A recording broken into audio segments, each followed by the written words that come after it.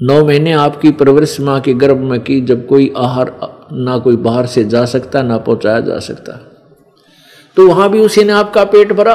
तो अब कौन सा वो दूर है, आप चिंतित हो जाते हैं और एक दिन का काम भी छोड़कर भगवान के चरणों में नहीं आ पाते हो। ये अज्ञानता का भूल लगी हुई है, अज्ञानता का थपेड़ा हमारे लगा हुआ है कि हम परमात्मा की महिमा से अपरिचित हैं।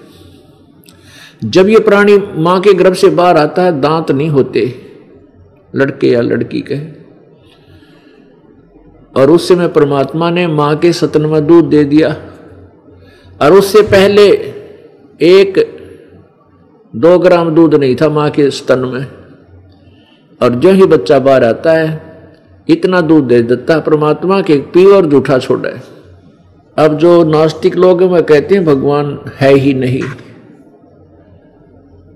क्योंकि उनको तो मोतियाबिंद हो चुका है उनके पाप कर्मों से, अज्ञानता का। जब हमारा मोतियाबिंद का ऑपरेशन हो गया, अज्ञान हट गया, हमें भगवान पर विश्वास बना, हम पल पल में देख सकते हैं भगवान की लीला और भगवान का जो है ना उपस्थिति, भगवान की उपस्थिति। अब परमात्मा क्या बताते हैं, उस समर्थ की रीझ छुपाई तो कुल कुटुंब तैराता, गर्भ के अंदर बचन भरे थे कहाँ गई वो बाता।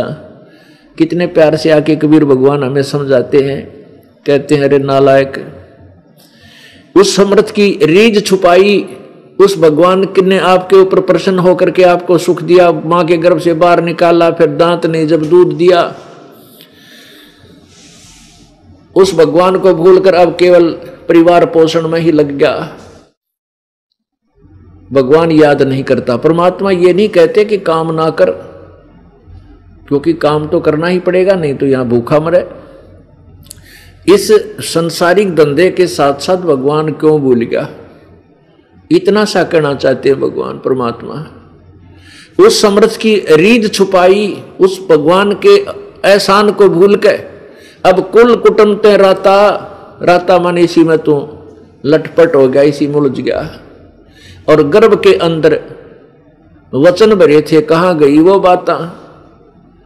अब कहाँ है वो बात, तेरे रोए था विघ्न तार रहा था, न्यू कहता है भगवान एक बार माँ के इस गर्भ नरक से निकाल दे, आपको सदा याद करूंगा। अब कहाँ गई वो बात तेरी। अब जैसे अपने प्यारे मित्र को, पर पुण्यात्मा ये हमारा भगवान कबीर जी हमारा वास्तव मित्र भी यही है। अब यहां आकर के कितना प्यार से, जैसे कोई बालक या मित्र, सखा या सखी सीधी बात नहीं मानता है तो उसको प्यार से आंखों में जल भर कर कहते हैं अच्छा भूल गया उन बातों ने, देख उस दिन की एक हुआ था क्या कह रहे थे। तो इस तरीके से भी हमारे अंदर ये परमात्मा की महिमा प्रवेश करने की चेष्टा की है भगवान ने कि ये अनाड़ी आत्मा किसी प्रकार मालिक की तरफ रुचि कर ले, और परमात्मा के लिए रुचि बनेगी तो कहीं भर में भटकेगा भगवान के लिए, कहीं मंदिर मस्जिद गुरुद्वारों में या किसी संतों की तलाश में, तो वहां मैं इसको शरण में ले लूंगा। अब परमात्मा कहते मेले ठेले जाइयो मेले बढ़ा मिलाप, इन पत्थर पानी पूजते कोई साधु संत मिल जाते। अब भगवान की तरफ बनेगी तो हम उसकी खोज भी करने चलेंगे। कोई मंदिर में बताओगा, कोई पहाड़ों पर बताता है, कोई गुरुद्वारों में बताता है, कोई मंदिरों में, तो हम उसकी खोज में लग जाएंगे। और घर बैठे रहेंगे तो समस्या बनी रहेगी। और कहते हैं मेले ठेले जाइयो, ये मेले भरते हैं धार्मिक, इनमें अवश्य जाते रहना जब तक तत्वदर्शी संत ना मिले। उनके लिए कहा है, आपके लिए नहीं। और मेले ठेले जाइयो मेले बड़ा मिलाप, और इन पत्थर पानी पूजते कोई साधु संत मिल जाते।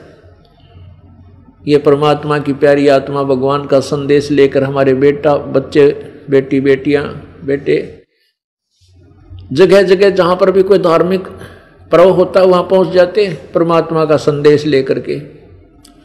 जैसे कुरुक्षेत्र के अंदर ये डले ढूंढ जा रही थी दुनिया, वहां पर कुंभ का मेला स्नान करने के लिए, उस ग्रहण के उपलक्ष्य में जो वह मेला भरा था, और वहां ये परमेश्वर का संदेश, ये भक्ति सौदागर तो संदेश भाग 1 व 2 वहां वितरित किया गया कई हजारों की संख्या में। अब वो पुण्यात्मा वहां पत्थर पानी पूजने जा रहे थे, अब आगे आ रहे हैं परिवार के परिवार, उनको भगवान का सच्चा संदेश मिल गया। यदि वो घर बैठे रहते तो संदेश मिलना मुश्किल था। फिर भी दयालु बहुत है परमात्मा, किसी ना किसी कारण से अपनी प्यारी आत्माओं तक अपना पैगाम पहुंचा रहा है। ऐसे ही वृंदावन के अंदर गए थे, वहां से भी बहुत भक्त आ रहे हैं जिन्होंने ये पुस्तक पढ़ा है। इस ज्ञान को समझकर एकदम ऐसे फड़कता है इंसान, ऐसा जागता है जैसे गहरी नींद से जागा हो। ओ तेरे की देखो कहाँ घूम रहे थे भगवान, कहाँ ढूंढ कहाँ रहे थे। अब प्रसंग चल रहा है कि काल भगवान प्रत्येक प्राणी को भ्रमित करके रखता है। यही कभी विष्णु रूप बना लेता है अपने पुत्र का, कभी अपने पुत्र दूसरे शिव का रूप धारण कर लेता है, कभी अपने पुत्र ब्रह्मा का रूप धारण कर लेता है। अब पवित्र हिंदू धर्म के अंदर आप जी का हमारा जन्म हुआ और हम ब्रह्मा विष्णु महेश जी को सुप्रीम पावर मानते थे, इन्हीं को सर्वेश्वर महेश्वर कहा करते थे। ये ज्ञान किसने दिया हमारे को? हमारे गुरुओं ने, हिंदू धर्म के गुरुओं ने। और हिंदू धर्म के मुख्य गुरु कौन माने जाते हैं? आदि शंकराचार्य। आदि शंकराचार्य जी को हिंदू धर्म का प्रथम गुरु माना जाता है,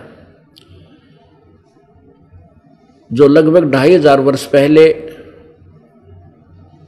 उनका जन्म हुआ था। वो शंकर जी के अवतार माने जाते हैं। उस समय भारतवर्ष के अंदर धार्मिकता का अंत होने जा रहा था, नास्तिकता फैल रही थी। जैसे बौद्ध धर्म का प्रचार जोर शोर से हो चुका था। बौद्ध धर्म उर्फ नास्तिक, अब जैसे पूरा चीन रूस ये बौद्ध धर्म को मानने वाले थे, अब भगवान को नहीं मानते। और यही आग पवित्र भारतवर्ष में भी लगने वाली थी। उसी समय भगवान शंकर जी के लोग थे, भगवान शंकर जी की कोई विशेष आत्मा, विशेष गण, विशेष भक्त आदि शंकराचार्य के रूप में उनका जन्म हुआ। उन्होंने 8 वर्ष की आयु में ही दीक्षा ग्रहण कर ली थी और कुछ एक ग्रंथों को भी उन्होंने याद कर लिया था। उनकी कुल आयु 32 वर्ष थी। 32 वर्ष जिए वो। और 32 वर्ष में उन्होंने क्या किया कि जहाँ भी बौद्ध धर्म के जो मठ थे, डेरे थे, वहाँ अपने संत, अपने ऋषि, अपने अनुयायियों को वेद आदि जैसा उनको ज्ञान था उस ज्ञान से परिपूर्ण करके और उनके मठों के आसपास 10 प्रकार के सन्यासी बनाए उन्होंने। कुछ जंगल में रहने वाले, जंगल में जो प्रचार कर रहे हैं बौद्ध धर्म का, वहां जाकर उसका बाइकाट करें। और कोई गांव में कर रहे हैं तो गांव में पुरी बनाए, पुरी गिरी, पुरी जो पर्वतों पर जाकर उसका विरोध करेंगे वो पुरी। नगर में जो बौद्ध धर्म का प्रचार चल रहा था, गांव नगर में जाके वहां उन पूरी सन्यासी बनाए। तो ऐसे 10 प्रकार के कई हजार की संख्या में अपने अनुयायी तैयार किए और बौद्ध धर्म को बढ़ने से रोक दिया, यानी पवित्र हिंदुस्तान में नास्तिकता का अंत कर दिया। ये एक महान उपकार किया है आदि शंकराचार्य ने। लेकिन आदि शंकराचार्य जी भी केवल शंकर भगवान के पुजारी ही थे। पुण्यात्माओं, इस काल भगवान ने किसी को नहीं बख्शा, सबकी बुद्धि भ्रमित कर रखी है। जब ब्रह्मा विष्णु महेश चक्र में है तो आदि शंकराचार्य तो और भी निम्न सत्र की शक्ति थी, तो इनको भ्रमित करना